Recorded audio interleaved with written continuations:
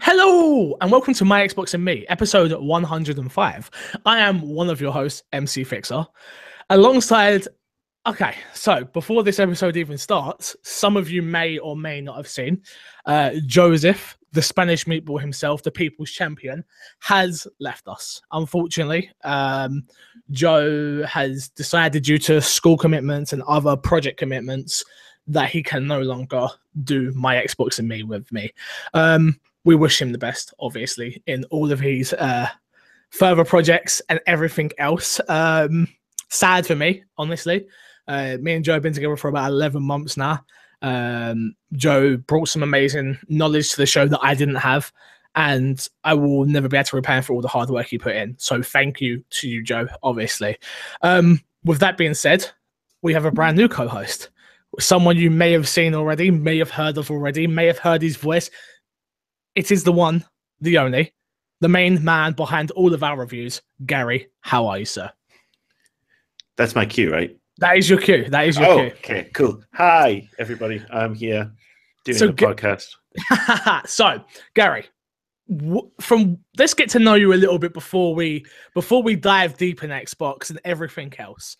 What is it you do outside of My Xbox and Me? Because we know you do reviews for us on the YouTube channel, but what else do you do? I do my own little website, wordsaboutgames.net. That's where you found me. That is in the Five Guys at EGX. EGX, yeah. So the story goes that we actually met at a IGN UK IGN Kind of Funny UK meetup 2 years ago. EGX. Sounds right. Yeah, sure. Yeah, let's go with that. Yeah, that was right. It was right. And we hit it off because Gary was wearing a Resident Evil top, which, as we all know, Resident Evil, my favorite franchise of all time. So then we just clicked. You started doing your thing. I've been doing my thing. We figured it out, and we finally got you on the review side of things. So you've been doing Words About Games for how long? About 2 years. Actually, no, it's coming up on 3 years. Yeah. I started it in January. So in a January far, far away. Yeah. So let's ask you the important question. Favorite franchise of all time? Oh, fuck. Oh, God. So many. Resident Evil. Yep. Castlevania, the old ones, for sure. Silent Hill, absolutely. Final Fantasy, without a doubt. Persona. I could go on. How long have we got? No, that's good. That's good. That's a nice barometer of games. But you play pretty much everything, if I'm not mistaken, right? I do my best. I definitely do my best. Well, you've done all the heavy lifting, the busy time of year that we've had so far. At the end of the year, we sort of brought you in right at the time of like everything going on. Like literally, it was like South Park, Assassin's Creed. You did Ruiner. You did what am I forgetting? I know I'm forgetting. Wolfenstein. There's probably others. There's more that you've been doing. So this busy time, but you've got through them all. So you've played Evil Within. I've played it, yes. I know. But so you've played a lot of stuff. And you are now officially my co-host on My Xbox and Me. So thank you for joining the team. Appreciate it. You're very welcome. So I just want to put out there to people, we are looking for still another co-host. I do want to turn this into a 3-person co-host. That was always the plan when Gary come aboard to do reviews, was to slowly transition him in and become part of the podcasting team. He isn't here to replace Joe. That wasn't the plan. Yeah, that was a slow transition. And then obviously what has happened, and you're here. So you've listened to this show. You've been a fan of this show for quite a while anyway. I have, yes. So you know how it goes. So this first things first, if you want to support the show, you can head over to patreon.com/mcfixer. You can get audio early at $3. You can get a video version early at $4. There are other perks and things you can get. And I would appreciate it if you can go and support the show and keep the lights on, literally. And I want to really stress this week because I had an interesting conversation, actually, Gary, with a couple of fans that I was talking to online. And there was like, oh, you're rich. I've been told I'm rich. I make a load of money from Patreon. I don't need. I have some. Yeah, I don't need support, and that's how I'm able to do this full time. I make so much money from Twitch as well. I need to make that very, very, very, very, very clear on this week's episode of My Xbox and Me that my sole income comes from you guys. My sole income comes from donations from Twitch, sub button on Twitch, and Patreon supporters. That's it. I don't have a second job. I don't have any other backup plan. I don't have anything. I literally do 8 hours a day streaming on twitch.tv/MCFixer. I literally make content for the My Xbox and Me YouTube channel and the MC Fixer YouTube channel. And we do this. And there's a ton of other stuff that I'm doing, and I feature on other people's stuff and stuff like that. But I'm not rich. I do not make a lot of money on Patreon, not even clearly enough to pay a lot of bills of the upkeep of some of the stuff that we got going on at the moment. So if you can, and I do truly mean this, if you can support over there, it would mean the world to me. A $2, $1.50 goes a long way. So if you can, please do. I don't like to overemphasize that on this show as much as I do, but this is our most popular show. So if you can, I would appreciate it. It goes a long way. So I hope you guys can understand that. We'll be talking about that more on the MC Fixer channel, actually, about how I'm rich. So you'll see that soon. But this is an Xbox podcast. And first things first, what has been in your box this week, Gary? What have you been playing? Not a lot, actually. My time has been restricted, but I have been playing this like not so popular game called Call of Duty World War II. We just so you're aware, we call that Call of Duty. Oh, is it Call of Duty? That's more like it. That's more like it. Some Call of Duty. You've been playing some Call of Duty. Good stuff. You're fitting in just perfect. What have you been playing? Multiplayer or single player? 'Cause I've been playing single player. Oh, okay, perfect. So we can come in at both different sides then. Okay, what do you think? What do you think of the single player so far? So I'm just over halfway through the campaign. Now, I'm the weirdo of like Call of Duty players because I play Call of Duty for the campaign and then I do a bit of multiplayer, but then I usually like drop it after a few hours. Got you. It's okay. Okay. Because I'm hearing very good things from people. I love the fact that they went back to World War II. World War II is probably like as a fictional setting. I'm not saying World War II was awesome, but as a fictional setting, it's one of my favorite fictional settings. But at the same time, it's the same World War II story again. Like it's the march through the Western Front. You land on the Normandy beach. You run up the Normandy beach. You go through Paris. You do the whole invasion. Go through to Germany and whatnot. It's basically the same as Band of Brothers, as any World War II thing that's ever existed. But it's enjoyable in that Call of Duty way. In that over the top, everything's exploding. I've got concussion. I've got to crawl across the ground and grab this gun and kind of way. But nothing spectacular. So far, you've not finished the game. No, I mean, I haven't finished it. Like, I just did a mission, which is very different from like a standard mission, which was memorable, but I wouldn't say it was necessarily amazing. Okay. I don't want to spoil it, so I won't. No, perfect. No, exactly. All right, cool. So, interesting. Because I'm hearing really good things about the game. I'm hearing how the game doesn't feel like a traditional Call of Duty game where it comes to its mission standpoint of there are different ways to tackle missions. Is that right? Or there are different types of missions. So there are obviously a lot of like shooting sections. I'd hope so. It's Call of Duty. Yeah, it's Call of Duty. But there's a couple of missions that I've played so far at the halfway point, which are very different. There's a mission involving sort of in like an espionage thing. You basically have to go undercover to a Nazi compound, and you have to find your contact. And you have to not get busted, so you've got to read a dossier of like your cover identity, and then like officers will question you, and you've got to give them the right answers, or they'll figure out that you know. Oh, okay, that sounds cool. It is. That was actually really cool. And then, you know, all the shooting and the explosions started again. And I remembered I was playing Call of Duty. Okay. So there is change, but just maybe not enough for you per se.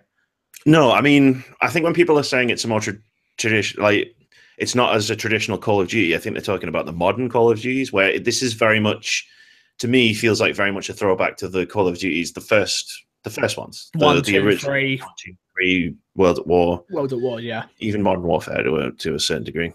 Mm-hmm. Well, okay. I've been playing Call of Duty as well. Picked it up the other day. Me and my game sharer got it. And I've only played multiplayer. So I've been streaming it. I've streamed it, Monday and Tuesday. What day is it today? Wednesday? Yeah. So I haven't had a chance to play today. But Monday, Tuesday, I played it. And I have streamed it non-stop. And this is what I wanted from Call of Duty multiplayer so far. I'm having a ton of fun with the game. I wasn't too sure about the multiplayer hub world. You've got like a hub world now. Normandy Beach, where the loot crates rain from the sky. Yeah. But the loot crates, then there's nothing wrong with them. It's not pay to win. It's nothing like that. It's just literally they're there as they're not even. I have not even been able to. You can't pay with real money. I don't think you literally just earn them at the end of a multiplayer match. It picks someone at random to give you a supply. I think you get them as you level up, and you get weapon skins, and you get XP boosts and stuff like that. It does not affect the game at all. There is not a single thing for anyone to bitch about when it comes to loot boxes in this Call of Duty, from my experience so far. Okay. So, like I say, I've been playing non-stop. I've been playing TDM. I tried out the new mode, which is called War. Which is objective based. So what it was I only played it one match I played. They're quite long matches. Your KTD doesn't matter. It's all about this objective. Your KTD doesn't even go on your record of KTD, which is really interesting because obviously for newish players, I actually think this is quite a good and interesting mode. So the scenario I had was I had to escort a tank from one end of the map, or 3 tanks from one end of the map to another. So what you have to do is you have to get behind the tank for it to move forward. So you're doing that, and obviously the other team can come in front of it, which will stop the tank from moving. You have to try and kill them, so you're maneuvering around this tank, laying behind it, behind barrels, coming at it from all different angles, and obviously you've got 3 different tanks to worry about. So there was 3 of us playing, and that mode does the thing feel very much team-based, where you could quite easily have had 2 on A, 2 on B, and then have 1 float R or something like that. It felt a lot of fun, though. It really was interesting to play. It wasn't just your traditional TDM, run around, I'm getting shot every 2 seconds. It felt nice. You put up barriers, you can take down barriers. There's interesting ways of playing that mode, which I had a ton of fun with, enjoyed it, would love to play more, but need more people to play it with. That being said, I've also played a ton of TDM, which I'm enjoying as well. It's like I'm playing hardcore. Crash keeps complaining because he doesn't like hardcore mode, but hardcore is the only way I can play Call of Duty because I feel like everyone's such a sponge otherwise. Like, I hate running up to somebody and shooting them first and not killing them. That really bugs me. All right, what's the difference between hardcore and not? So pretty much to a certain level, hardcore is single shot death. So if I pretty much like, unless I'm like all halfway across the map with a submachine gun and it pretty much scrapes you, but you still get a hit marker, but it doesn't kill you. But pretty much if we're getting into a one-on-one match, me versus you, and we run at each other and I shoot you first, you're going to die. But that isn't what happens on TDM, on casual. It's more, you feel a bit more spongy. There's a bit more time to maneuver, get drop shotted, which keeps happening to me. That's the one thing I will say that frustrates me about this Call of Duty so far, is I'm getting drop shotted a lot. Which, for those who don't know what a drop shot is when you run, someone sees you and they literally just drop to the ground and then shoot you. And that annoys the hell out of me, but I am finding that this one has quite a lot of camping spots.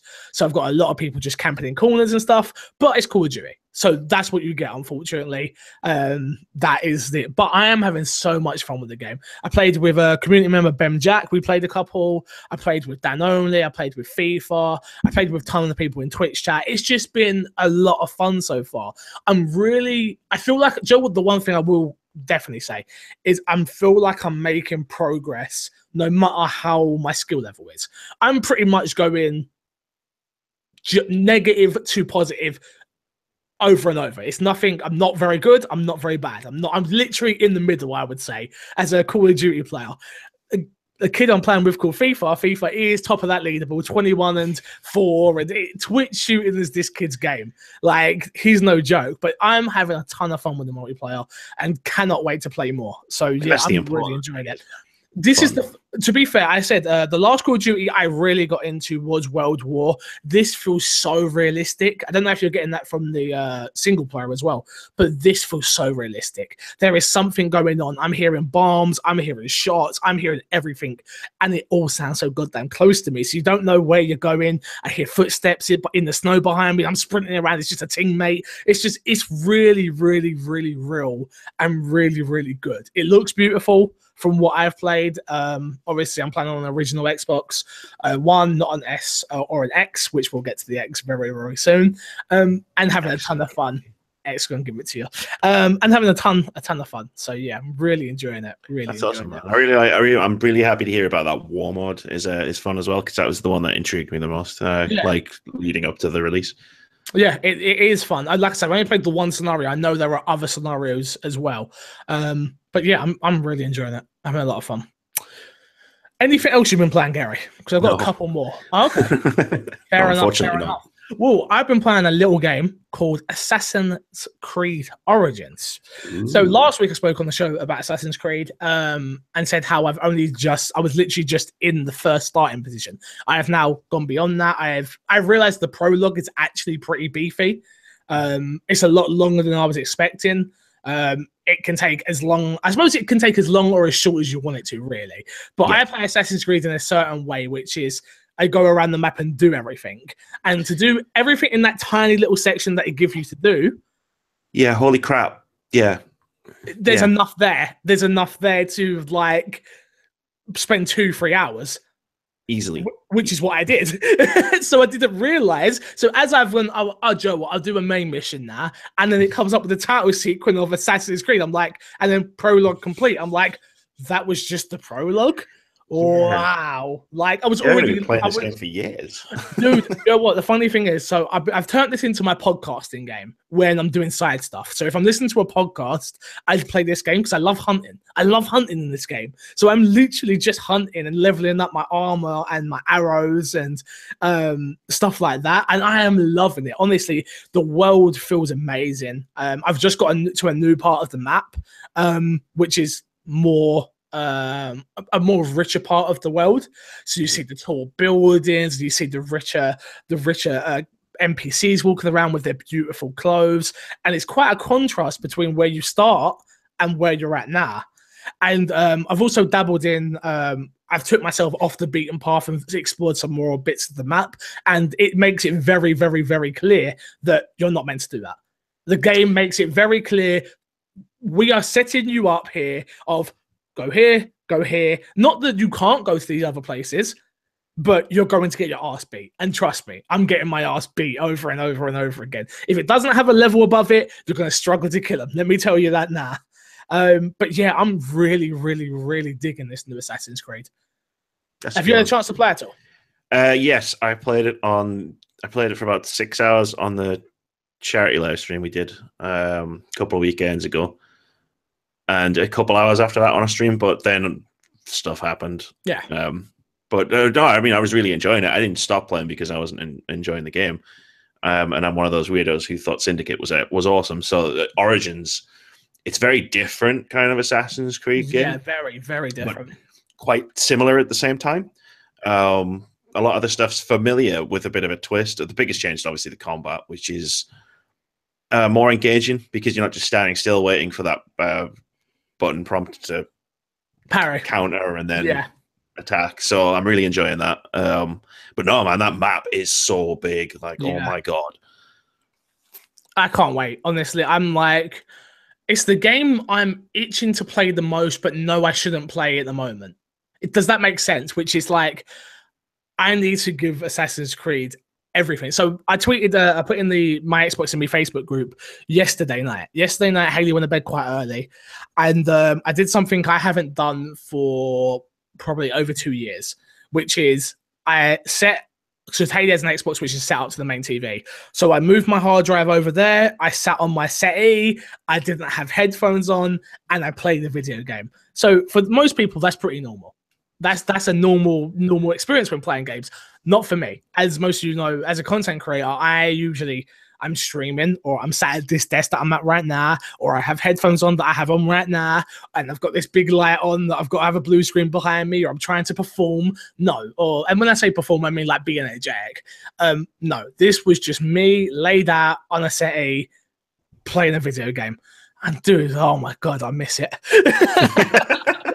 Yeah, you do, don't you? Yeah. I missed it so much. And that doesn't take away that I love what I do. I love interacting with Twitch chat. I love interacting in Let's Plays. I love interacting with weird calling people fans, just like people that enjoy what I do. But to just have that moment, even if I don't do it again for another week, which I feel like I'm going to try and make it a weekly thing now, where I just have a little bit of me time. But it was so nice. It was so nice to just lay on my settee and I was playing. And then I looked at my phone and it was 3 o'clock in the morning. And I was like, time to go to bed. I didn't start till 11:30, 12, mind you. But still, it was 3 o'clock in the morning. I was like, time to go to bed. But I wasn't tired. I was really engaged and I just wanted more. And it was just so much fun. Really, really am enjoying Assassin's Creed. Apart from that, I didn't talk about it from the Halloween stream. I played Friday the 13th. I'm waiting. How was that? That game sucks. Wow, that game's. The one thing I will say about the game, which I like what they have there, it's just not executed well. It's not very enjoyable on your own. It's better when you can. I was talking to this guy in chat, like in proximity chat, that was making the game more fun. He was like, I've got the keys, I've got the radio, that was making it more enjoyable. And I can imagine this game playing with friends is a ton of fun, but playing this game with just me, with nobody talking and Jason just coming and killing me every 2 seconds, wasn't fun, personally. Should we move on to topic of the show? Let's do that. Topic of the show this week. Jesus, we're going to have a long episode because we've got a ton of good news as well. Topic of the show this week is the Xbox One X review. Gary, you're new to the audience on the podcasting front. Xbox One X, do you own one? Was you an early adopter on this thing? It came out yesterday. Talk to me. I wish I owned one. Me too. I would have been an early adopter if I had the money for it, for sure. Just purely because it does what a PC that would probably be at least twice as much money does. And it's the simplicity of a console. A console, yeah. 100%. Well, the Xbox One X is out. No, I do not own one. I had a little conversation with Dan Oni yesterday in Twitch chat, and he was saying, I almost put in the my Xbox and me group, should we all try to come together to buy me one? And I thought that was the sweetest thing. And I said to him, dude, no, don't even, no. But that was just, I love, again, Dan, not to embarrass you, but thank you so much for even having that thought process. No, I couldn't afford one. To be fair, I didn't want one until too late, until they only convinced me to buy one a week before launch. But now I see everybody with theirs. I'm even more so. I'm like, how have I, the Xbox guy, Mr. MC Fixer, my Xbox and me, hasn't got one? Ugh. And I feel bad for you guys, the audience, the people that rely on us to talk about things in a timely fashion. I want to apologize to you guys for not having one. I reached out for a review one, was ignored. I take it down as ignored because they didn't reply to my emails, which is a shame because I've had many people email me and tell me how I've sold them on Xbox Ones, or tell me that I've convinced them to buy this game, or I've told them about this game, or do you know what I mean? So I know we have a fan base here that listens and is engaged and cares about our thoughts on things. So I apologize to you guys for that I wasn't able to have the money to buy one and give you a review here on the show. So I do apologize for that. That being said, there is some great companies out there that did. Did you want to add something there, Gary? I was about to say, you actually, on that note, you actually convinced me not to sell my Xbox. So there we go. Perfect. And now he's part of the team. Good job, I kept it. Yeah, well, it's funny because to add a little bit, it's just I've had so many people message me and say, like, I bought an Xbox because of you. I bought this game because of you. And people are listening. They do hear you. But if that is something that's true, you need to be a bit more vocal about it, audience. Tweet at them people, at me, at Gary, at the podcast. They have a Twitter. Literally let them know that we, as a community, my Xbox and me as a community, are forced to be reckoned with, and we won't be ignored. And we want to get things early and some cool content made. I would love to have an unboxing on the My Xbox and Me channel for people and a review. It just couldn't happen, unfortunately. But like I say, some good companies did, and IGN has their review up. I'm just going to read you a little snippet here, which is IGN gave the Xbox One X a 9 out of 10. The synopsis at the end here was, the Xbox One X is the most powerful console, though its full potential is tied to your display and developer support.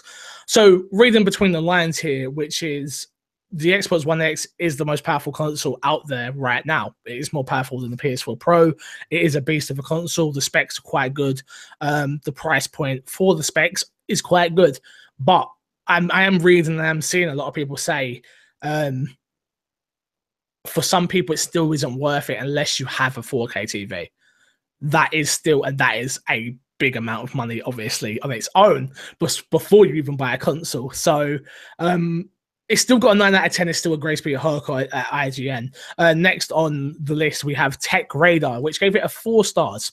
And it says, let me move this over here so I can read it better.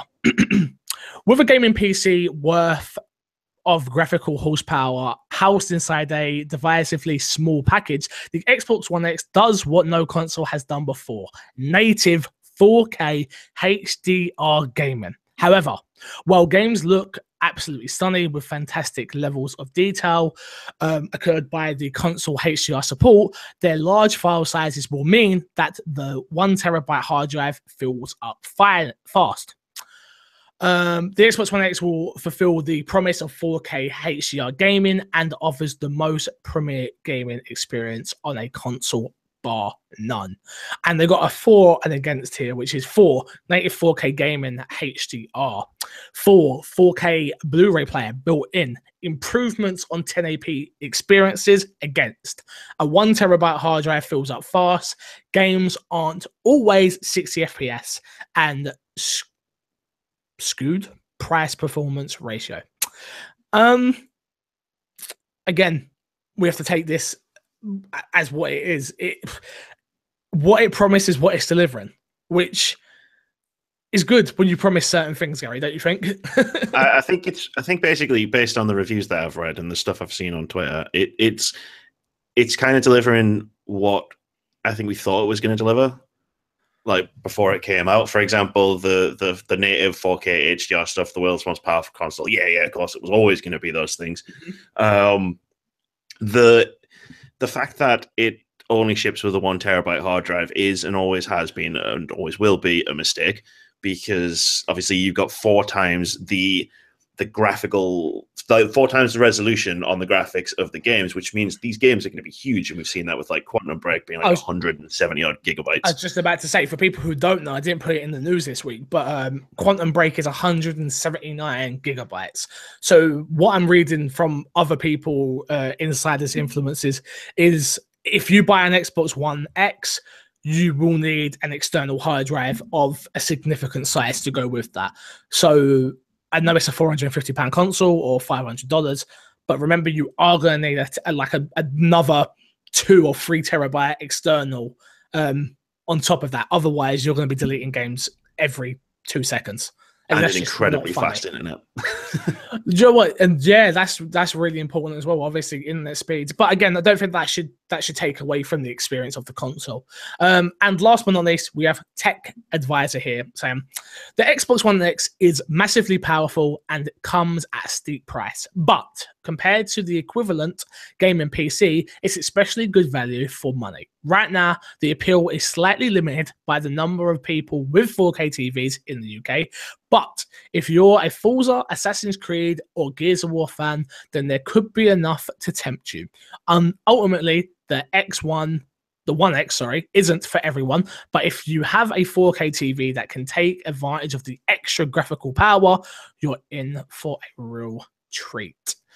So, again, everyone seems to be on the same page here, which is, if you want, this is me reading these reviews and tweets and not being able to comment myself because I don't have one, but if you want and have the means to have a 4K TV or want the best looking games bar a PC, the best looking games on a console, the Xbox One X is the way to go.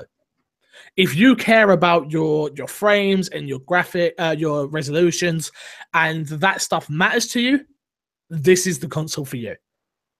And if that doesn't matter to you, and gameplay is still king, and you already own a One regular or an S, and you're happy with that, and you still got 1080p TVs, you're fine. There's no problem here. Yeah, 100%. The Tech Advisor snippet really like hit the nail on the head. Where it's like, you got a 4K TV? Yep. Do you want to play 4K? Do you want to play games in 4K? Yep. Then this is the console you want. Yeah. 100%. Fair enough. Gary, this week we have 2 topic of the weeks because this doesn't happen often, so you should be privileged. Some big news come out of Ubisoft this week, which says the headline is PS5 and next Xbox are minimum of 2 years away, Ubisoft predicts. Tuck in, here it goes. It's going to be quite a while before we see the new the PlayStation or Xbox consoles, according to Assassin's Creed Origins and Rainbow Six Siege publisher Ubisoft. And an investment call, CEO Yusuf Guillemot stated the company believes the next major consoles are, and I quote, a minimum of 2 years, end quote, away. Remember, Gary, I'm dyslexic and do not read very well. Any words I get wrong or names I get wrong, correct me. I didn't want to step on anyone's toes. No, 100%. You 100%. You step on everybody's toes, especially mine, all right?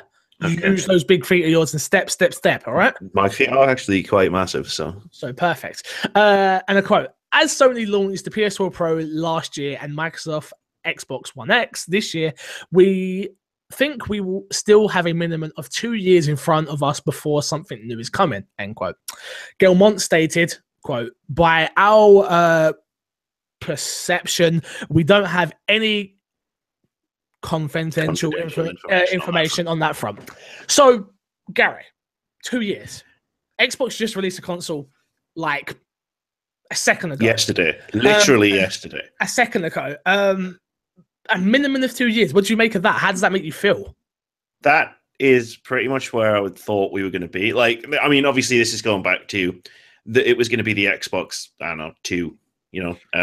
Yeah. And obviously the PS5. Like, 2019, that would put it in. So 2019, 2020 was where I expected the PS5 to be. As for Xbox, God only knows what they're doing now, because they've been talking about mid-generation cycles and iterative hardware for the last sort of year since they've been talking about Project Scorpio. So God only knows where their next console is going to come, or even what it's going to do. So I think what it would do is going to build upon the base of 4K now, I guess. Everything will, by the time that comes, I would assume everything will be 4K, and I don't know what the next resolution will be. 8K? I don't know. 8K. 6K? You know what it is? It's 8K, yeah. Is it 8K? I'm not tech savvy like that, so I haven't got a clue. There's one more quote we got here, which is, we really like the fact that Sony and Microsoft are really putting more power in their machines, using the evolution of technology to power to give power to our developments to create better games for our players, he said. That is going in the right direction rather than trying to do accessories or other things. That is going to help the industry a lot because the games will be really beautiful on those machines.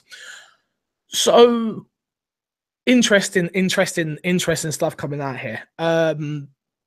Obviously, developers want better tools to do with their games, obviously. I'm sure they would love consoles to just go away and everyone had PCs because then they could just to the highest SKU. No. Not going to happen. But I just think it's interesting to hear 2 years after £450 just been spent on if you just bought an Xbox One X. And what I think it will be is Xbox will just keep building upon what they have now. Everything will be backwards compatibility like it is already, just even more so on the Xbox One X front. There's no way they're going to be going backwards. The Xbox family will just keep growing like an iPhone, I would say. And sooner rather than later, the Xbox One X that I own right now will be dropped off and be told you cannot use these type of games on that, then the S, and then the X, and they will just keep going like that. For its competition, that's another person to talk about. Maybe someone that owns a company called My PlayStation. Me, I haven't got a clue. I don't know where anything like that would come from. No, me too. But it would be an interesting thought process for Microsoft if PlayStation comes out first. Where does that leave them? on I think this one. Microsoft are starting to take a more Nintendo approach to the games industry. They've obviously realized that as far as like this generation goes, however, that is going to be defined once it's over. I mean, they've lost in the sales rate, in purely in the sales race, not in about any making other money. kind of Yeah. PR or anything like that. I think they know they've lost, they can't gain ground, and they're trying to do something different. And to me, they've talked a lot about mobile phones. It's like you upgrade your mobile phone every couple of years. I don't think consoles are going to start coming out yearly. I don't think that's ever going to happen. I think it's just too much of a strain on someone's wallet. Yeah. But to me, it seems quite similar to the way Nintendo handled the DS, because obviously that console was very, very long. Like it existed for a very long time. And what happened was they kept bringing out revisions to the hardware. So you had the DS, the DSi, the 3DS, the DS XL, and every now and again, those consoles would get more powerful. And then the oldest one that was still viable, that would drop off. So eventually you would have to upgrade your DS, but you wouldn't necessarily have to buy the next one every single time. Yeah. And I think that's what they're trying to go for. I think they're going to look to people to sort of leapfrog it. So say you don't buy an Xbox One X this time, you may get the Xbox One XX, the next one. Yeah. And then sort of leapfrog it that way. And people who have bought an Xbox One X might not necessarily even need to buy the next console. Yeah, well, it's the same as the same, and it's a similar model too. That it is a similar model to phones, which is I've got an iPhone 6 because Haley just got an iPhone 7. She went from a 6 to a 7 because she didn't want to pay the price for a 8. She just said, "No, I'm not paying that. That's ridiculous. The price they wanted to charge her, especially with the X that's just come out." I don't think we're missing out on much, and hopefully, I personally don't want to see consoles go this way. I love the big story of PlayStation 4 versus Xbox One. I do. And I love the thought process behind it and how fans, I don't love the arguing as much, but I love the friendly banter that I've had all my life being on the Xbox side of things. Being on the Xbox, especially this generation, being an Xbox player, you've had to have some thick skin. You have. Definitely. Because we've learned that PlayStation fans love to brag about everything, but as soon as an Xbox fan brags about something, oh, that's shit. That's what happens on the internet. That is. So now Xbox is shouting about something, PlayStation fans hate it. I see it on my Twitter all day long because obviously I own everything, so I follow everything. But it's a really I'm 16 on place. Twitter in the last sort of 48 hours. You can't tell the difference between the Pro and the Xbox One X. It's like, of course you can. You can, unless your eyesight's bad, in which case, fair enough. But other than that, like, just stop it.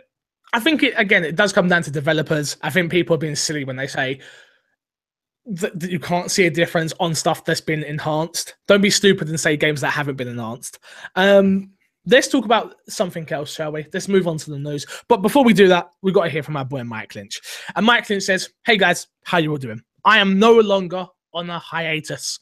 So you need to come find me. You need to come get me. You need to come sing me at youtube.com/Mike Lynch. He's not the ukulele player, so go find him. See his things and reviews on movies. He goes over life experiences. He spoke about a sensitive topic, actually, Harvey Weinstein. Maybe you should go check him out, give him a subscribe, and show some love to your boy, Mike Lynch. Again, youtube.com/Mike Lynch. Thank you, Mike, for supporting the show. Gary, should we get into some news? Why not? Gary, you being the new co-host, and I have taken the duty of reading everything. Oh. Do you like reading? Do you want to read? Do you want to go one-on-one? We're learning on the fly here. You're my new co-host. I haven't even got a name for you yet, which we'll get there. Don't you worry, we'll get there. But do you want me to just anchor the show and you give your thoughts, or do you want to be reading some of it or not? Oh, I don't know. I wasn't expecting this kind of choice. I'll take this first one, shall I? Speaking of choice. Microsoft wants to make more first-party games. In an interview with Bloomberg, head of Xbox Phil Spencer, whose latest job title is Executive Vice President of Xbox Business for Microsoft Corp. I love these long titles. More or less owns up to what Xbox owners have been feeling for years. The first-party software has its highlights, but they aren't nearly enough high-quality exclusives on Microsoft's console, which I agree with everything Bloomberg said right there. In the interview, the article says, Microsoft plans to increase investment in developing in-house video games, including starting or acquiring studios to do so. Spencer goes on to add, and I quote, "We need to grow and look forward to doing that. Our ability to go create content has to be one of our strengths. We haven't always invested at the same level. We've gone through ups and downs in investments." Nah, Phil. Hashtag Phil we trust. All day, every day, 100%. Why? We've been saying this as fans for the last God knows how long. I don't want to be this guy, but PlayStation exclusives are far superior to Xbox exclusives. There's no two ways about it. Xbox has some phenomenal games. Forza 7 and the Forza series, phenomenal. Gears of War, phenomenal. Halo, not my cup of tea, but I know a lot of people love it. Gears of War. But we've said this before and I'll say it again, it isn't to the same caliber of your Horizon Zero Dawns or Last of Us. That I just think that's facts. Don't talk about it, do it, is where I'm at on this point, which we're getting games like State of Decay 2, which I cannot wait for. We're getting games like Sea of Thieves, which again I can't wait for. We're getting games like Crackdown, which nobody cares about. But I need some big boy stuff. I need Fable 4. I need you to go to Capcom and go get me Dino Crisis and make that. I need you to go to IO, which we're going to be talking about soon, and go sign the next Hitman game as an exclusive. I don't want this timed exclusive. I don't want this early access exclusive. I want Stone Cold Steve Austin rock bottom exclusives.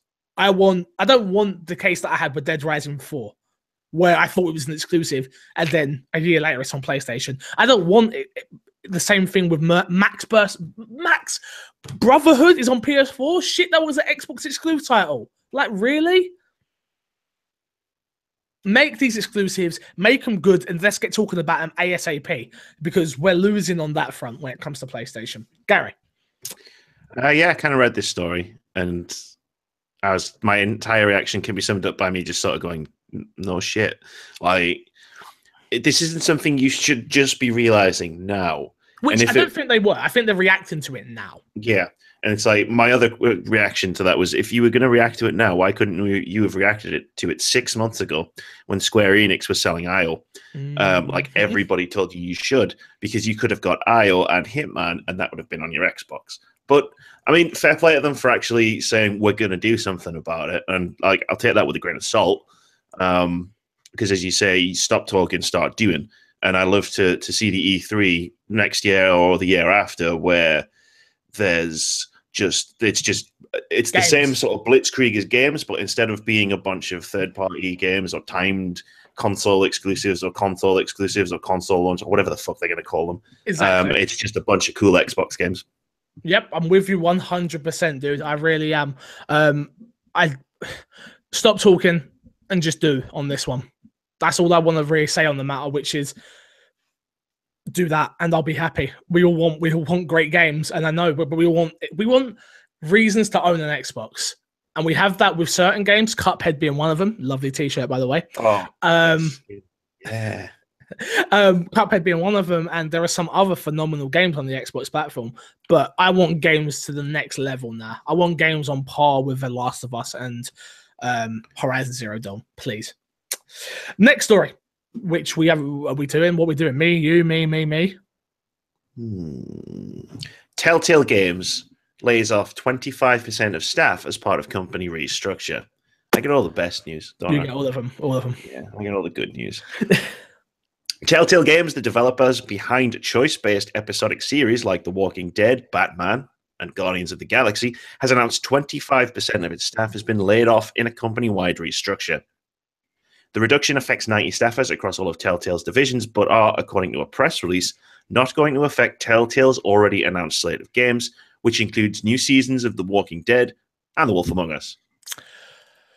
some bad news here. Obviously, thoughts go out to anybody who lost their job at Telltale. I hope you land on your feet. There's nothing more I can really say there. This is interesting, Gary. This is an interesting one. What are your thoughts? You're probably going to get that a lot over the next couple of weeks with me asking you what are your thoughts on certain IP, certain type of games. But we'll start here with Telltale. What are your thoughts on Telltale games? Do you like them? Do you hate them? Are they not really games? What do you think of these type of experiences? I mean, for starters, the whole "they're not really games" argument is just bullshit. But I mean, I get that they have limited interactivity, but they're still games. I dip in and out of Telltale, and it's generally if the IP is good, if the IP is something I'm interested in, I'll play it. There was a point in time when they first started coming out with like the first season of The Walking Dead and The Wolf Among Us, where I would just play whatever because I was really enjoying their stuff. Now it's a case of I played Batman, the first season of Batman, because I'm a huge DC fan. I'm a huge Batman fan. I'm really, really stoked for The Wolf Among Us season 2 because it's about time.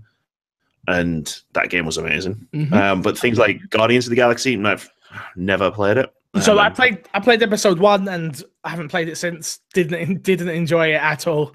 No. Same with Batman. Same with Minecraft. Same with Fudge. Same with what's the TV show everybody loves? I don't watch. Big Bang Theory. No, I like a Big Bang Theory. Sorry. Shit. What is it? What Telltale worked on? Jesus, help me out here. I don't know. Haven't they released like 17 games in the last 2 months? What is it? The one where everyone's naked in it all the time. Game of Thrones. Game of Thrones. There we go. Game of Thrones. Played that first episode. I think this is very interesting. And obviously they've got the new CEO that's come in, which we talked about a couple of weeks ago. Hopefully this means they're going to focus on projects more than what they were doing, because I felt like they were, for lack of a better analogy, they were a machine gun that someone was trying to snipe with, which they were just shooting a load of bullets and they wasn't affecting people. We could just... It's like that one scene in Pineapple Express where James Franco fires the AK-47 in. Exactly. Yeah. That's a great film, by the way. Awesome film. Yeah, for me, obviously, I never want to see people get laid off. And I hope they all fall back on their feet and get great jobs. But from a Telltale standpoint of, I want them to focus and see the last season of The Walking Dead is very important. It is telling the story of how it ends with Clementine. And there is nothing more important to me than Clementine in this series. Like, I protect her over everything. She is an iconic character, someone that will stick with me for the rest of my life. Walking Dead season 1 and even 2, I don't actually hate 2 like some people, but they're some of the most memorable experiences I've had with a game. I've never cried the way I've cried like I did in season 1. God, don't remind me. Yeah. Borderlands, again, I would love to see them do a new Borderlands. Borderlands is amazing. The Telltale series, very funny, very enjoyable to play. Wolf Among Us, like you said, we're getting a season 2 finally. Let's hope they just focus a bit more after this. New engine coming, apparently that's what they're teasing. They're going to refine. They're going to refine. I don't know if it's new or they're refining. So we'll see how things go and see how we get on. Next piece of news: IO Interactive confirms that they're working on a new Hitman. Woo! IO Interactive has confirmed that there is a new Hitman game in the works, and I quote, we're making great progress, end quote. IO Interactive CEO Hakan Abrak or Abrak. No way. I can. Yeah, I can. Hakan? That's what I said, didn't I? Hakan. I think I said Hakan. Hakan jumped the gun there. Yeah, whatever. Said the next Hitman the next Hitman in a post celebrating of launch of the Hitman Game of the Year edition, and I quote, "We're having exciting new features and some franchises first, which we cannot wait to tell you about." And then the next quote we have here, which is, "We don't plan to start talking about the game until some point in 2018." So by the sounds of things, Gary, you're a Hitman fan. The last Hitman game was fucking awesome. I heard good things. Loved it. Never played it because I don't like stealth games. So never actually played them. But I hear good things. It's so great. It is a stealth game, absolutely. So if you're not into stealth games, you might not get as much out of it. But man, just the level of openness of a map and the fact that the number of different ways that you can just even approach just doing one single objective, man, it easily one of the best games of 2016. So you're very excited for a new one then? So excited for the second one. I was devastated when Square Enix said they were going to sell it off, and then there was like no news for a bit of time about whether someone was buying it. I was utterly devastated. But they've gone independent. They are making a new Hitman. That's surely Xbox have got to go get this, right? I said that when the news broke the first time that Phil Spencer should just throw money at Square Enix until they give him. But they don't have to throw money at Square Enix no more. They've just got to throw money at IO. That's literally all they've got to do, which has got to be easier than Square. They should get the biggest truck they can find, fill it full of money, and just back up into their driveway. Let's be realistic here. Hitman isn't going to sell Xboxes, though.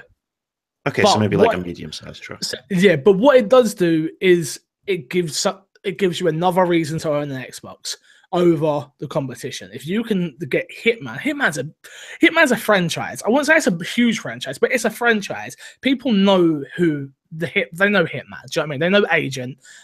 They know the Bald Man. It doesn't matter how you know him, but you know him. Do you know what I mean? Whether it's through his unsuccessful films or not. The games have got such fan love. And I feel like and it's got enough fan love that people that play it on PlayStation maybe would creep over and just take a look-see if it was an exclusive. I mean, you say when you say Hitman wouldn't sell Xboxes, you're absolutely right. But I think the thing to look at with PlayStation, and I'm going to talk about PlayStation for the next 30 seconds, but like, unless it's like The Last of Us or Uncharted, you look at games like Horizon or Persona or fucking Knack, even Knack. Like none of those games would sell a system, but it becomes a piece of the puzzle, and all of those games combined convince people to buy a PlayStation. So Hitman could become a piece of the puzzle that brings people to say, I'm going to buy an Xbox. It would be like Hitman plus Halo plus Gears plus this plus that plus all this other stuff. Yeah. Never forget State of Decay. Great series. State of Decay is so good. So good. So good. I guess transition in. Assassin's Creed. My turn. My turn. I'm going to turn a little bit to read. Assassin's Creed Origins launch sales double Syndicate. Launch sales of Assassin's Creed Origins were double that of previous games Syndicate Ubisoft has revealed. The detail, announced in a financial call to investors last night, sheds new light on the data released after Origin's first week on sale here in the UK, that the game's physical sales were roughly on par with Syndicate. What changed? As we noted at the time, UK numbers company ChartTrack does not count digital downloads, and for Assassins, these were very strong. 35% of copies sold with digital downloads, Ubisoft confirmed last night. That's compared to just 15% of Syndicate's sales being digital. And I love this quote here. Assassin's Creed is, quote, officially back, Ubisoft boss Yves Guillemot commented. Ubisoft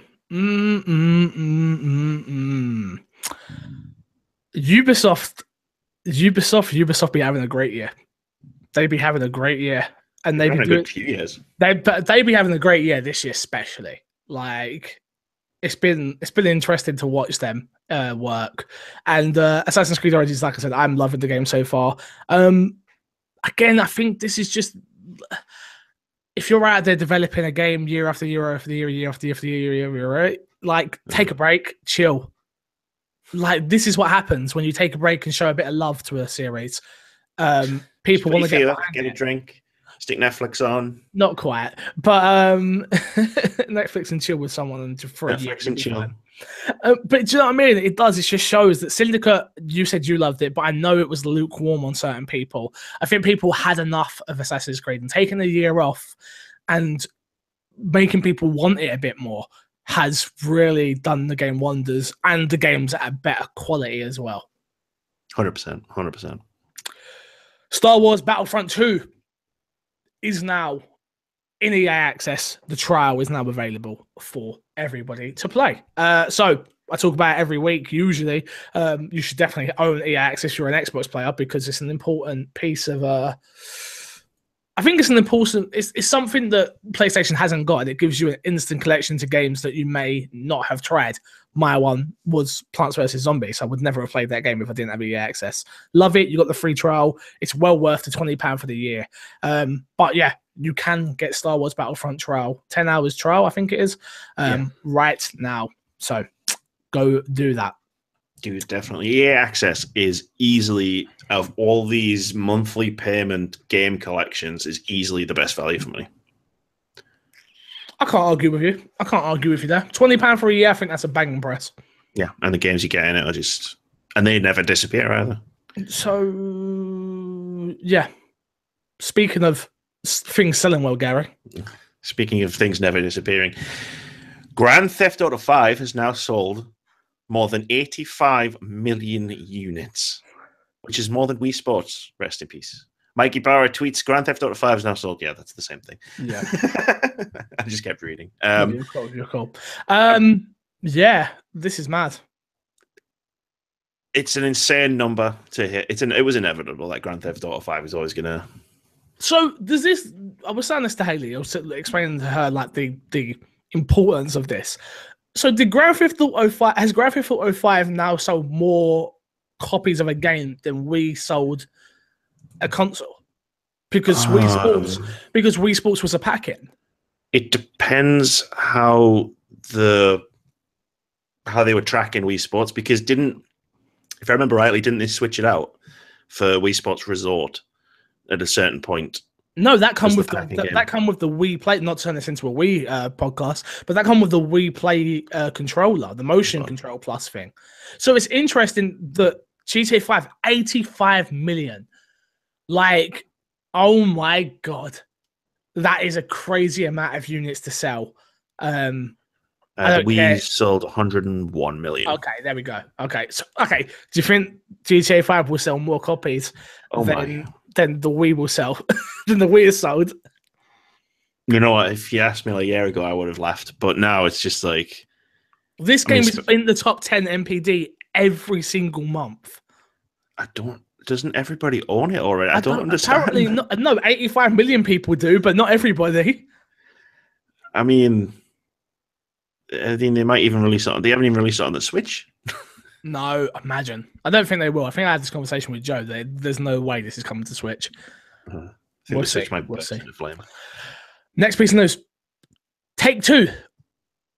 At new entry of major 2K franchises by March 2019. In addition to Red Dead Redemption 2, Take-Two will be launching a new entry in one of 2K's major franchises in the next fiscal year. The publisher made comments in its earning reports when discussing what to expect from the company moving forward. Quote, looking ahead, we expect financials 2019 to be a record year for net booking and net cash provided by operating activities led by the upcoming launches of Rockstar Games' Red Dead Redemption 2 and highly anticipated new titles from one of 2K's biggest franchises. Take-Two CEO Stratas Zelnick said in a statement as part of its earning report. That do from there, and I'll carry on in a second. What could this be, Gary? I wonder. It's got to be, right? Yeah. I mean, there's an outside, 5% chance it might be BioShock, but it's not. It's Borderlands 3. It's definitely not BioShock. No way. 5%. No way. You better go down to 1%. Borderlands 3. Yep. Yes, I'm all day. I can't wait for that game. I love Borderlands. So I'm totally down for that. I didn't think it would be ready by then, 2019. I suppose that sounds about right, though. April next year to March 2019. So shown at E3? Shown at E3 this year? Next year? I don't know. Did 2K and Take-Two really do E3? Or did they do their own thing? I think GTA doesn't do it, but I think Battleborn was shown there, wasn't it? I mean, Red Dead did its own thing. But then Red Dead and GTA, that kind of put them in the similar echelons. I think a game like Borderlands needs to be at E3. But that's just my two bob. No, you're right. It should be. Speaking of the greatest franchise of all time. Speaking of the greatest franchise of all time, let me read you an awesome story. Resident Evil 7 Biohazard has sold 4.1 million copies as of September 30th, 2017. Capcom revealed the figure as part of its latest financial results, which show Resident Evil 7 is now tied with Monster Hunter 4 Ultimate, Monster Hunter 4, and Street Fighter 2 Turbo as the publisher's 7th best-selling game of all time. Resident Evil 5 remains atop that list with 7.2 million units sold. This is like an amazing story. Then like, that end part just makes me so sad. So Resident Evil 7 sold 4.1 million copies, which I think is an amazing amount of sales. I think I am the one that's being stupid. I feel like Resident Evil is bigger than what it actually is. Like because I love the series so much, and I live and breathe and die, and I've got books and I've got games and I've got board games and I've got t-shirts and I've got it all. I don't realize this game isn't like so amazingly huge like some things. And with Resident Evil 5 being the best Resident Evil game ever.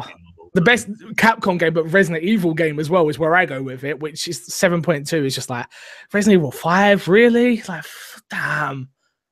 But that was coming off of Resident Evil 4, which is overrated, but sure. I agree. But this makes me happy because it means Resident Evil lives on, Gary. That means... yeah, no, definitely. Like they said 3, was it 3 back in January? They said 3 million was what they were aiming. Yeah. So it's past that. I mean, the thing about Resident Evil and the thing about all horror games is they're never going to sell, unless they turn into action games, they're never going to sell like 7, 10, 15, 85 million units. Yeah. They're always going to be a bit more niche. The only thing that this worries me about means that we'll be staying the same camera angle now. We'll be staying the same.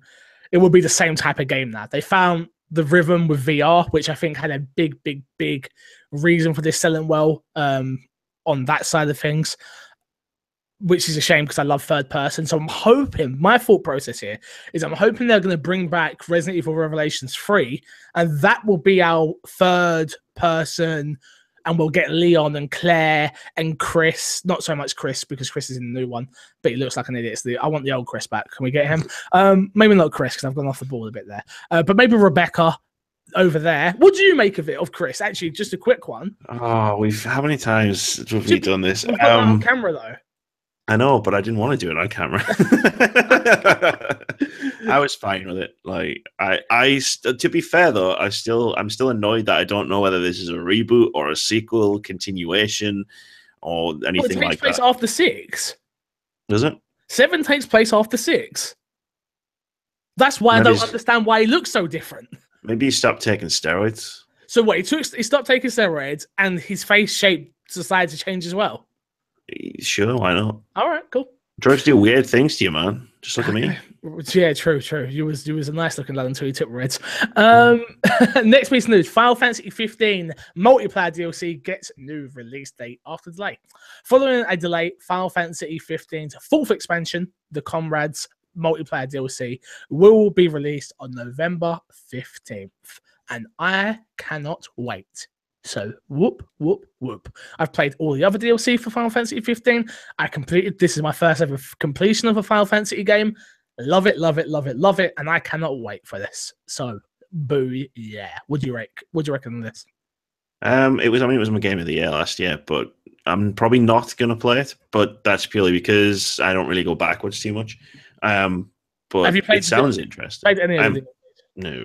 Oh, dude, they're so good. They're worth playing. I may invest in a season pass when they're when all the DLCs out. For those who are not watching the video version of the show, Gary just pretended to puke a little bit in his mouth when he mentioned season passes. I'm sure we're going to hear about that sooner rather than later one day. Probably. Just wait until there's a new story about loot boxes, and you'll see me really off the chain. See you off the chain. How about you take this next story then? Yep. EA says it will bring EA Access style subscription programs to other platforms. EA, excuse me, has revealed that it plans to expand its subscription services like Xbox One's EA Access and PC's Origin Access to other platforms, although it doesn't specify exactly what they'd be. Speaking on an EA earnings call, as transcribed by Seeking Alpha, CEO Andrew Wilson discussed the success of the existing subscription services before revealing its future plans. Our subscription our subscription services like EA Access and Origins Access are bringing more players from across our network to join in. Our subscription player base continues to grow, and you should expect us to continue driving this model to more platforms going forward. So, where does this leave us? Because PlayStation turned it down because they didn't like the thought of it because it would interact with PlayStation Now. I'm guessing this pushes it to mobile. I guess. I don't know. Like, I was thinking the same thing. It's like they don't release games on Switch. PlayStation don't want it. What other platforms could this possibly be on? I'm guessing mobile. That's it. That's literally all I can think of.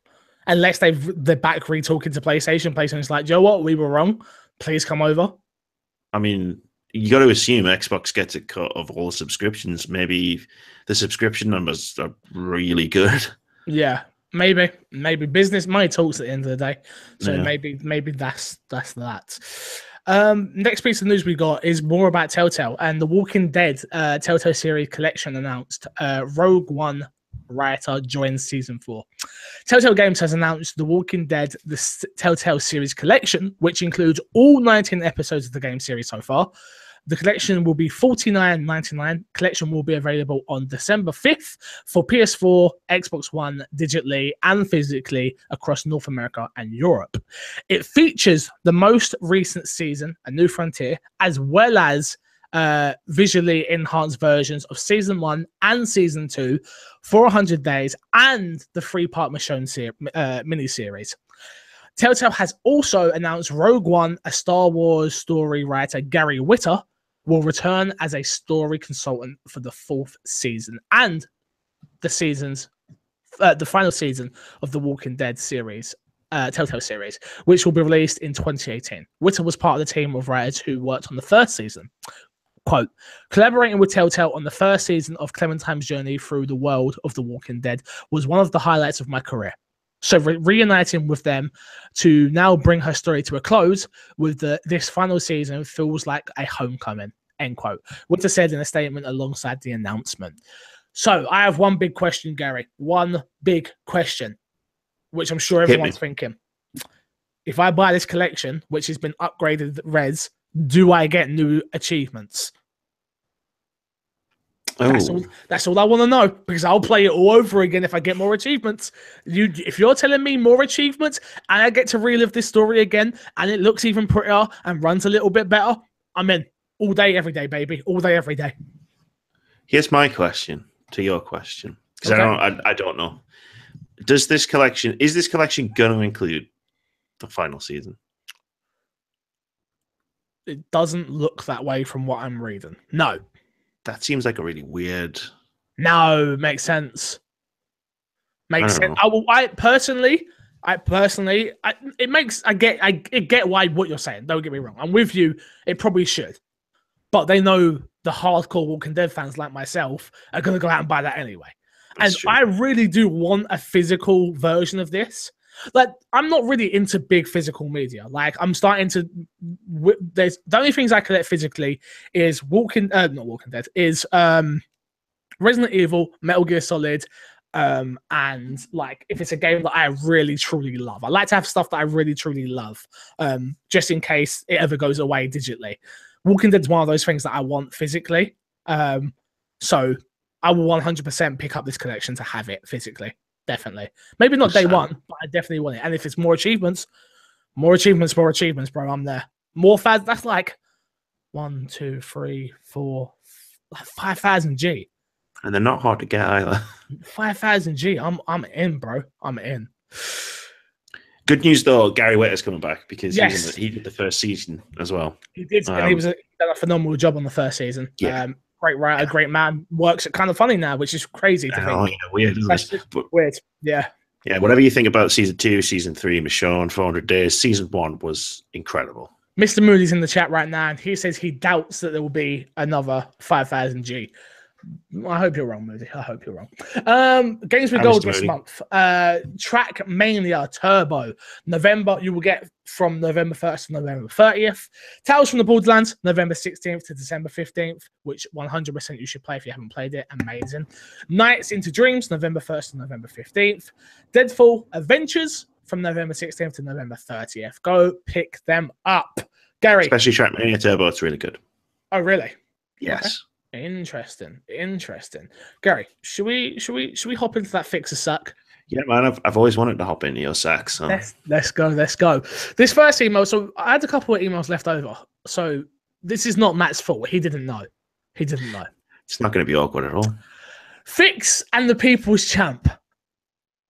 I'm saying nothing. What are the pros and cons of gaming on a monitor versus the TV? Just debating a gaming monitor for when I get a 1X. Matt. Gamer tag, go at him. Little Smitty. LIL space SMIY. What are the pros and Input cons? lag is the big pro for getting a gaming monitor. So if you play a lot of fast-paced games, if you play a lot of online shooters, especially, input lag is basically on most mid-range to high-end monitors is 1 millisecond, which is the lowest it could possibly be. Whereas on a TV, you could be looking at anywhere from sort of 30 to 60 milliseconds. There you go. Gary is absolutely not that one at the park for me, because I would have just made up some rubbish. No, I wouldn't really. I think for me, a gaming monitor to me means you're sat at a desk, which that has its pros and cons as well, which I've just told you all about. Yeah, no, the big con would be size, because if you're looking at getting a monitor, you're probably only sort of, and depending on how much money you've got, probably only going to get up to a 32-inch, whereas with a TV, you can get like a big one, like 50-inch, quite cheap. So yeah, there you go. Next one we have again from my man Matt, and he says, "Hey, Fix and the People's Champ, why on the Xbox 360 Crackdown games on backwards compatibility yet? I guess they have held these back to release with the new game, if it ever releases. But is that really going to help the new game sell? Opinions." Matt, again, Gamer Tag, Little Smee. I think that's probably a safe bet. It's that incentive, isn't it, of buy Crackdown 3, get Crackdown 1 and 2 backwards compatibility now, which I'll tell you right now, that got me to buy Fallout, because I never played Fallout 3. Don't know why. I still never played Fallout 3, but I own it. I have it. It got me suited with South Park. Still haven't played Stick of Truth, but that's a little bit different. I would assume maybe that they will put it out, be it in a little bit earlier, maybe a month before Crackdown 3.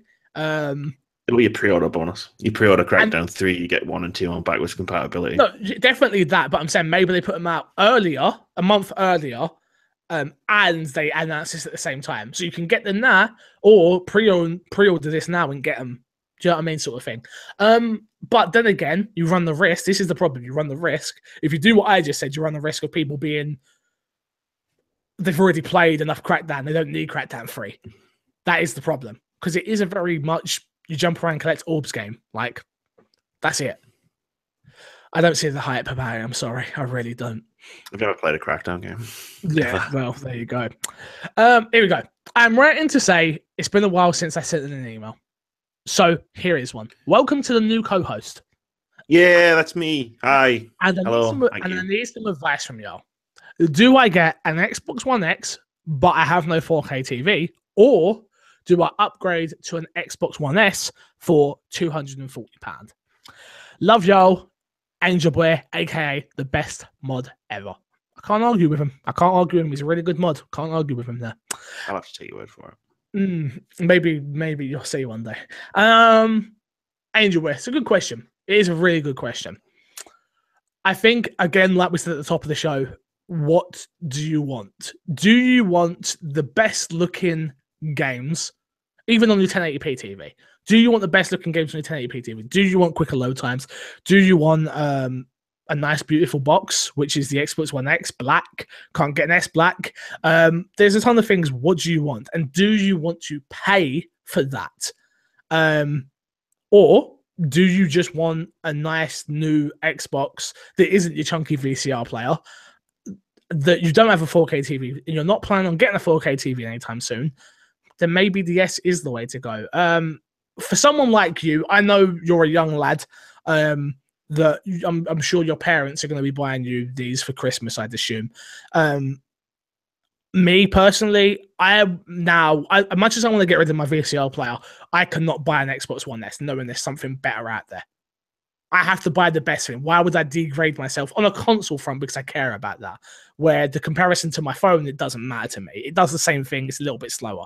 On a console front, me personally, in my own thought process, I cannot now buy a 1S over an Xbox One X. It's like the Pro. The Pro wasn't out when I bought my PS4. I bought my PS4 on Black Friday a couple of years back, and if I knew there was a Pro coming, I wouldn't have bought that. I would have waited for the Pro. But I didn't, and that's the life I live. Do you know what I mean? So I personally, I couldn't do it. I couldn't go out there and buy it, no matter what the beautiful 240 price point. They got some amazing deals on the 1S at the moment. I'm seeing that like £200 with like 4 games and stuff like that. The 1S is an amazing console and people love it, but I don't think I could personally tell you should do that, even if you don't own the 4K TV. Gary, anything to add on that? I mean, it will look better even in 1080 because it does the same thing my PC does, where it makes the image at 4K and then shrinks it.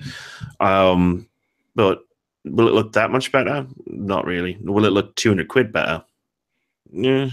But it is future proofing as well. So, like, if you are going to get a 4K TV, and so even if it's some point, say in the near future or the mid future, it might be worth thinking about spending the extra money to get the 1X. But yeah, that's it. Okay, that's all I got. No, all good. Okay, next one. It says, hi, Fixer and mysterious co-host. Ooh. Sorry to hear that Joe is no longer part of the MXAM podcast. Will our new co-host emulate the new dawn of the Xbox X for MXAM? No, he won't. He has not bought an Xbox One X, unfortunately. Sorry. Of the 2 latest game releases, which would the team recommend to a gamer that has limited gaming time and is a fan of both COD, World War II, and Assassin's Creed franchises? Keep the good work going, Fishy. So, Gary, I don't know if you know this. Fishy's actually my uncle. Shout out to you, Uncle Michael. Love, respect you, brother. Fishy, I know the way you play games. Listen to me carefully. Very, very carefully. Go and buy Assassin's Creed. I know. World War is your thing. You like to go LARPing. You like to reenact all this stuff. I know. Trust me, I know. But Assassin's Creed has more there for you. The game is huge. It has an amazing world. Live and breathe, die. You will have so much fun with this game. Call of Duty, you will be done with. How many hours are you in, Gary, on Call of Duty so far? 2.5. So you're looking at probably a 6-hour campaign? Maybe less, yeah. Yeah, you're not getting that with Assassin's Creed. I told you it took me 3 hours to get out the prologue. I've already played Assassin's Creed Origins for 8 hours, so there you go. And you're not even scratched the surface, right? Nah, not at all. I would say, I know you, and I know you have limited gaming time, but you will get such satisfaction out of Assassin's Creed more so than you will Call of Duty. Because you're going to play Call of Duty for the story, and that's it. You won't play multiplayer because you're going to get your ass kicked on multiplayer and you're just going to get frustrated because all these little kids are Twitch shooters and you're going to just get killed over and over and over and over again. This isn't Battlefield. Battlefield's more realistic. Remember, I told you this. Trust me. Assassin's Creed. Gary, what do you suggest?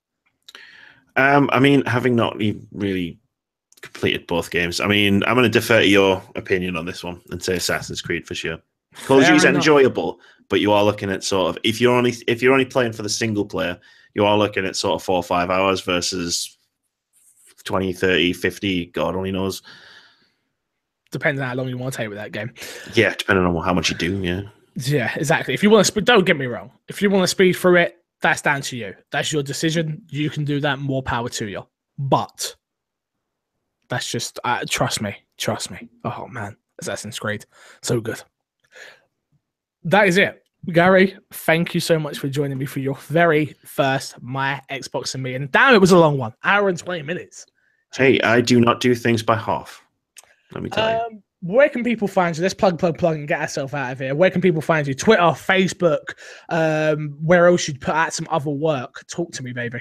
Okay, so we've got Twitter at Jarobolod. Really easy to spell just by listening to it. It's JROBOLOD. Facebook, I'm hanging around in the My Xbox and Me Facebook group. Just find me there. Add me as a friend. I don't mind. It's fine. On YouTube, youtube.com/wordsaboutgamesuk. And wordsaboutgames.net, which is my website where you can find everything I do. You can also find Gary on youtube.com/myxboxandme, which is the My Xbox and Me channel, where you may be actually watching this live right now. Again, remember, you can head over to patreon.com/MCFixer and make me a millionaire like everyone really thinks I am. Yeah, make him a millionaire because then he can give me some. I was about to say, if we make enough money, I can actually pay Gary. That would be lovely. Yeah, for me, a case of, look, there's going to be a lot of changes on Patreon real soon. Going to be adding new tiers, going to be adding new goals, going to be adding tons of new, like literally for $3. You're going to soon you'll be able to get 3 different podcasts for $3. That's $3 for a whole month's worth of 3 different podcasts. That's like $1 each. But it's going to be ridiculous. No, it's not, because I'm saying you're getting 3 a week. That's 3 podcasts a week. 25 cents each. Am I not worth 25 cents? Maybe not. I don't know. But if you do have the means to support, please, I urge you to, please. Like I said, there's a video coming out soon, but I'm struggling. Also, you can find me on Twitter at MCFixer.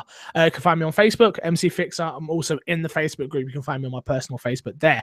Also, I forget to promote my gamer tag so much, but you can go and find me on Xbox. It is XOB space Fixer. I've been saying I'm going to change it for a long time, and I just haven't got around to it. And I'm really sorry about that. But yeah, XOB Fixer. Please feel free to add me. Hit me up. Play games with me. If you see me on Twitch live, just ask to join. I'm always playing with subscribers and followers. Do it. Have a ton of fun. Let's play some Call of Duty together, please. Until next week, Gary, I will love you, leave you, and see you all later. Bye.